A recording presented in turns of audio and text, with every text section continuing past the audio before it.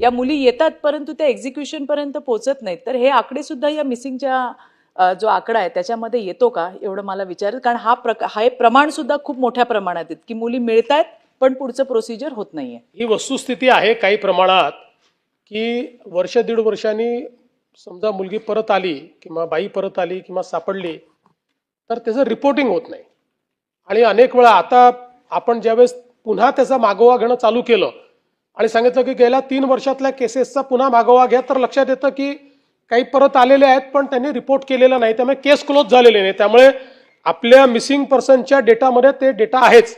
आणि म्हणूनच आता हा जो काही आपण सेल तयार केलेला आहे त्या सेलचं उद्दिष्ट या सगळ्या केसेसचं ट्रॅकिंग करणं आहे. जसं मी सांगितलं की आपल्या नेहमीच्या प्रवृत्तीप्रमाणे 1-1.5 वर्ष त्याचं ट्रॅकिंग होतं आणि त्याच्यानंतर मग नवीन केसेस आल्या की जुन्या केसेसचा घरचे फॉलोअप करत नाही आहेत, कोणीच फॉलोअप करत नाहीत म्हटल्यानंतर दुर्दैवाने अनेकदा त्या मागे पडतात.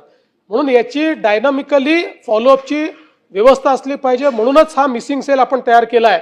आणि या मिसिंग सेलचं कॉर्डिनेशन ज्याच्यामध्ये मी सांगितलंय की पहिल्यांदा दर 2 महिन्यांनी मिसिंग सेलची बैठक ही आपल्या ज्या काही एडीजी महिला सुरक्षा त्यांनी घ्याव्या आणि नंतर मंथली देखील याचा जो काही रिव्ह्यू आहे तो त्यांनी घेतला पाहिजे. अशा प्रकारची व्यवस्था आपण उभी करतोय.